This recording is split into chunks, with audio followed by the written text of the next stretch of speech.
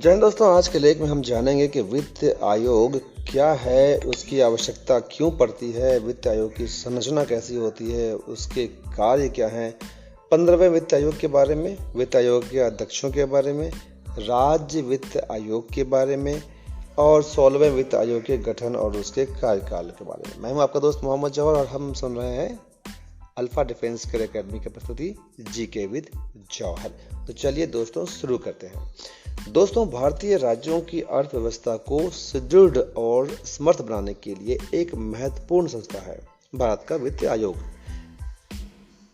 वित्त आयोग क्या है? राष्ट्रपति द्वारा भारतीय संविधान के अनुच्छेद 280 और 281 के तहत उल्लिखित भारत का वित्त आयोग एक संवैधानिक निकाय है। वित्त आयोग एक अर्ध न्यायिक एवं सलाहकारी निकाय है। इसकी प्राथमिक भूमिका में केंद्र और राज्य सरकारों के बीच कर राजस्व के आवंटन की सिफारिश करना शामिल है, टैक्स का बंटवारा। इसके अतिरिक्त यह राज्यों को केंद्र सरकार की सहायता अनुदान के लिए मार्गदर्शक सिद्धांत निर्धारित करता है। वित्त आयोग का उद्घाटन 1951 का है और अब तक 15 आयोग हो चुके हैं। केसी नियोगी भारत के वित्त आयोग के उद्घाटन अध्यक्ष थे। चलिए हम डिटेल में बात करते हैं। वित्त आयोग की आवश्यकता क्यों पड़ती है? दोस्तों, भारत की संघीय प्रणाली केंद्र और राज्यों के बीच शक्ति और कार्यों के विभाजन की अनुमति देती है और इसी आधार पर कराधान की शक्तियां को भी केंद्र और राज्यों के बीच विभाजित किया जाता है। राज्य विधायिका को स्थानीय निकायों को अपनी कराधान शक्तियों में से कुछ अधिकार देने का अधिकार है। वहीं केंद्रीय कर राजस्व का अधिकांश हिस्सा एकत्र कर लेता है और कुछ निश्चित करों के संग्रह के माध्यम से बड़े पैमाने पर अर्थव्यवस्था में योगदान देता है। स्थानीय मुद्दों और जरूरतों को निकटता से जानने के कारण राज्यों की ये जिम्मेदारी है कि राज्य अपने क्षेत्रों में लोकहित का ध्यान रखें। हालांकि इन सभी कारणों से कभी कभी राज्य का खर्च उनको प्राप्त होने वाले राजस्व से कहीं अधिक हो जाता है।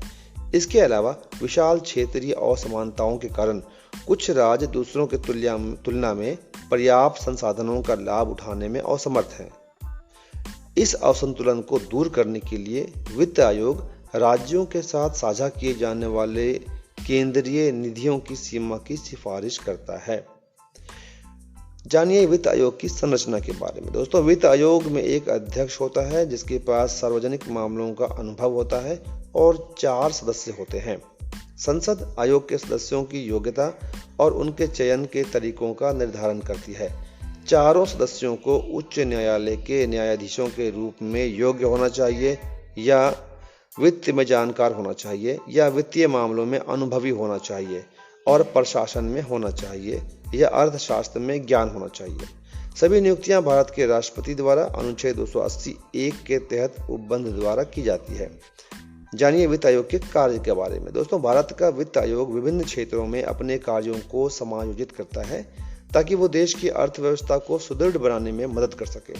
वित्त आयोग का यह कर्तव्य होगा कि वो निम्नलिखित के संबंध में राष्ट्रपति को सिफारिश करे, जैसे कि राज्यों को संचित निधि और उनके परिमाण को नियंत्रित करने वाले कारकों का निर्धारण के बारे में। राज्य वित्त आयोग द्वारा की गई सिफारिशों के आधार पर राज्य में नगर पालिकाओं और पंचायतों के संसाधनों की अनुपूर्ति के लिए राज्य की संचित निधि के संवर्धन के लिए आवश्यक उपायों के बारे में राष्ट्रपति की सिफारिशें करना। राष्ट्रपति द्वारा आयोग को सुदृढ़ वित्त के हित में निर्दिष्ट कोई अन्य विषय है तो उस पर भी वित्त आयोग काम करेगा।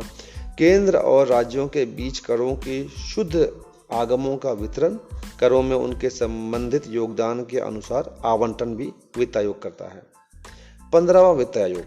दोस्तों, 15वें वित्त आयोग का गठन 2017 में किया गया था। इसकी सिफारिशों में वर्ष 2021-22 से 25-26 तक 5 वर्ष की अवधि शामिल। अभी तक 14 वित्त आयोग की गठन की जा चुकी है।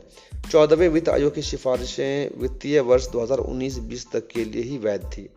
प्रथम वित्त आयोग के अध्यक्ष केसी नियोगी थे।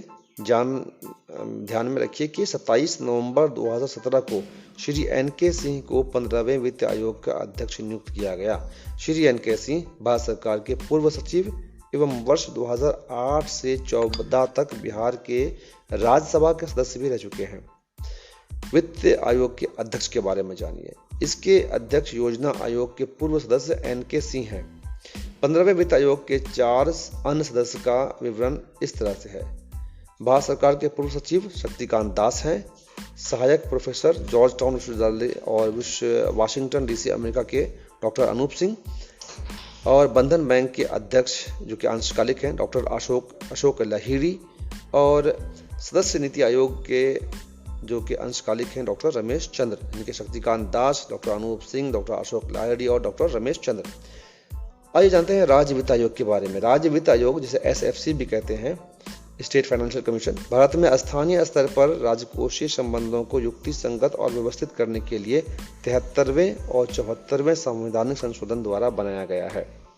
संविधान के अनुच्छेद 243I ने राज्य के राज्यपाल को हर 5 वर्ष में एक वित्त आयोग का गठन करने के लिए अनिवार्य किया है, और संविधान के अनुच्छेद 243Y में कहा गया है कि अनुच्छेद 243 के तहत गठित वित्त आयोग भी नगर पालिकाओं की वित्तीय स्थिति की समीक्षा करेगा और राज्यपाल को सिफारिशें करेगा।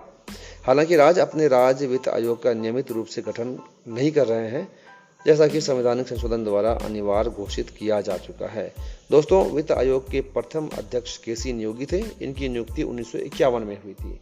उनके बाद K संथानम 1956 में नियुक्त किए गए थे, और अभी 15वें NK सिंह हैं जो 2017 में उनकी नियुक्ति हुई थी, और 16वें वित्त आयोग के भी अध्यक्ष हैं अभी अरविंद पनगड़िया। 2024 में इनका नियुक्ति का वर्ष है।